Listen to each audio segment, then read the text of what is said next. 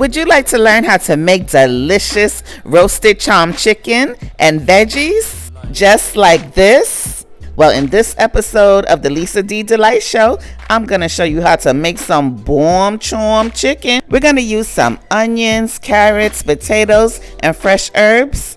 You make your cham chicken like this, it's guaranteed to be a family fave. Cham sauce. Cham sauce is my new favorite sauce that I'm now learning goes so well on just about everything.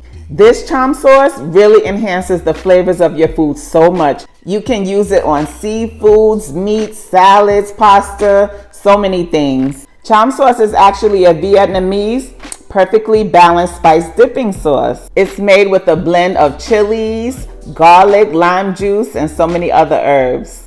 It comes in mild, spicy, and extra spicy. So if you're looking to up the flavor of your recipes with natural, yummy ingredients, you need to try cham sauce. Even Andrew Zinneman says this is his new favorite sauce, so you know it's good. It is so delicious, y'all. You have to try it. Can you see all the flavors and the herbs and the spices and the goodness up in the sauce? Pick you up some cham sauce with the link in my description box. Use code LDD Family and you can get 5% off. You're welcome. Lisa D. LDD Family, you hungry? Let's please some palates. As usual, your ingredients and measurements and such will be in the description box below. But for starters, you're going to need some garlic. I found this ginormous head of garlic, which thrilled me because I love garlic. And you're going to need some oranges or tangerines and an onion. You will also need some potatoes and carrots. The potatoes and carrots got chopped off camera because we have been producing this show for over a year and my production team still sucks. Now chop everything up real fast like me. Next, find you a purdy birdie like this one here. Be sure to wash him off really good inside and out with lemon juice and cool water. Why? Because we don't want no yucky chicken cooties, child. It's best to roast your chicken on a wire rack like this. That allows the air to circulate around the chicken as it's cooking. That just helps us to get a crispier skin, especially at the bottom, so that the chicken is not sitting in its juices. But if you don't own a wire rack such as this, I'm going to show you a little wire rack hack. I learned it from Sense of Edibility's channel. Check her out, she's really cool. Simply take you some heavy duty aluminum foil and roll it up into a coil just like so, and voila! And you would just rest your chicken right on top of the coiled foil. You're welcome. We're going to season the inside of birdie first. We're going to pour some cham sauce directly into the inside of the bird, as well as some asil, also known as the perfect palate pleaser, which is my own all-purpose seasoning that will be dropping soon. But until then, you're just going to have to settle for something whack like your current favorite all-purpose seasoning. Next, we're going in with a little bit of accent and some fresh rosemary, garlic, and tangerines. Accent is optional. It's a flavor enhancer that makes your food taste extra yummy. If you research it, you'll see that it has really gotten a bad rap. The FDA actually even says that it's really not all that bad for you. I guess more research needs to be done, but for now they're saying that it's better for you than salt. Y'all people kill me. No, I don't want MSG in my food. But then you go and smoke and drink your whole house down. I joke, I kid. Don't pay me no mind, y'all. I'm crazy as hell. Stuffing your bird with all these delicious aromatics is just an easy way to get extra flavor all up and through your bird. It really makes a difference. It's good, worth the extra effort. Try it. Now we're going to season the back of the chicken, but first we're going to put on a little olive oil. The extra virgin olive oil is going to help our seasonings to adhere to the chicken nicely, and also it's going to help our skin to get nice and crispy. Rub it up, flip it, rub it good. Ew. Next, we're going to pour some cham sauce directly onto the back of the birdie. The other day, I made some flounder using this cham sauce. Oh my God, it was so good. I just poured some cham sauce onto the fish, seasoned it lightly, and added some lemon wedges and broiled it. It was the bomb.com. It gave the fish like that garlicky citrus zing. But like I said, it really tastes good on just about everything if you like garlic and citrus and a little spice. And then I'm going in with some asil. You would use your current favorite seasoned salt, as well as some onion powder and garlic powder and black pepper. All that, plus more spices, is in my PPP, the perfect palate pleaser. Vietnam, soon come, soon come. Y'all are gonna love it. I also added some accent, some smoked paprika, and some dried parsley. The parsley is just for color, it has no flavor. Huh? What you say? What can you eat this cham chicken with? Oh, I'm glad you asked. It would go really well with this baked feta pasta that I made.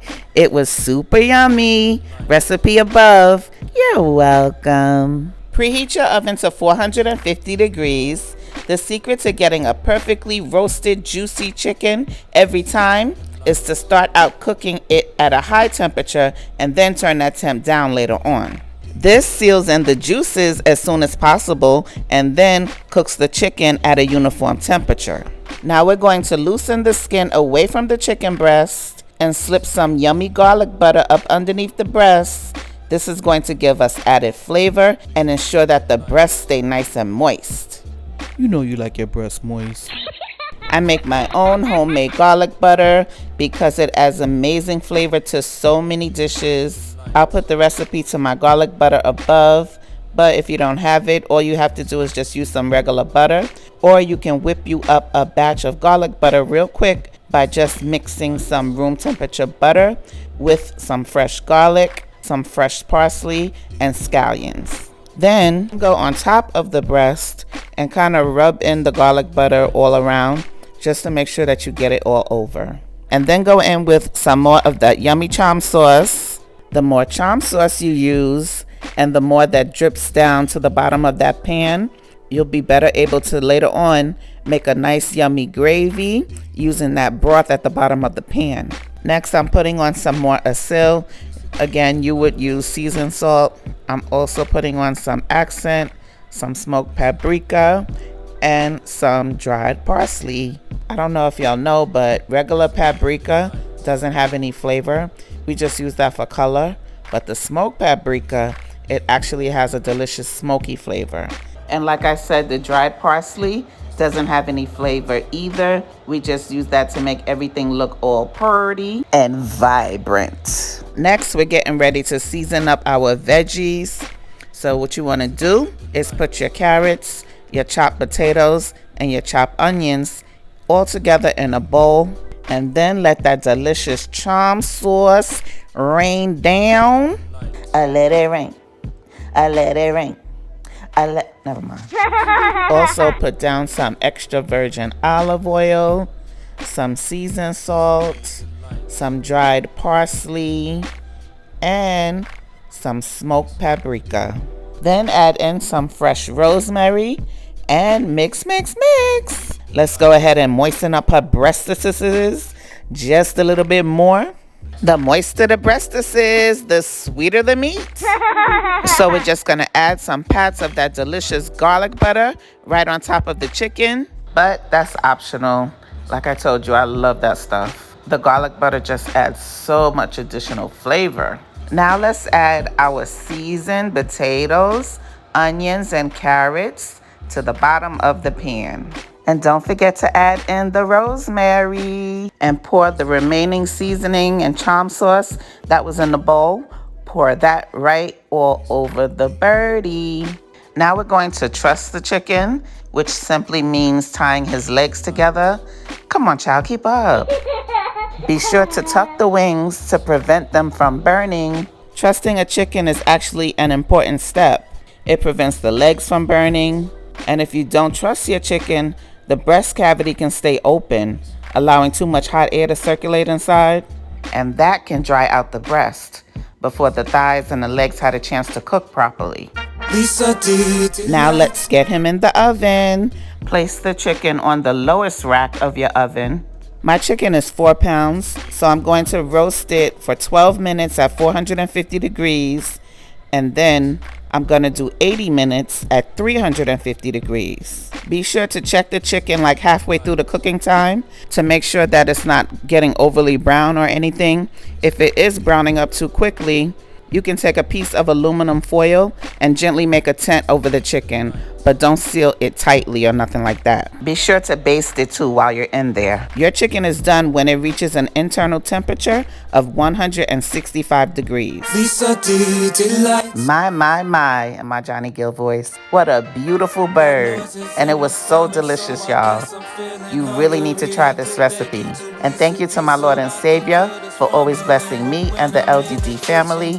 Father, we love you, praise you, adore you, and are so appreciative for everything you do for us. Oh my God, look.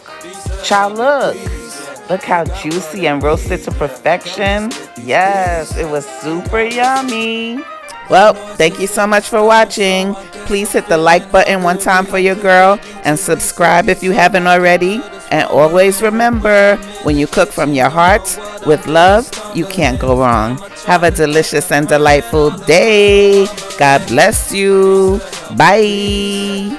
What I need, yeah. Help me split these peas, yeah. You got recipes, damn, you make the food look so good. Make sure you like and subscribe, damn, you make the food look so good. Make sure you like and subscribe, damn, you make the food look so good. Make sure you like and subscribe, damn, you make the food look so good. Make sure you like and subscribe.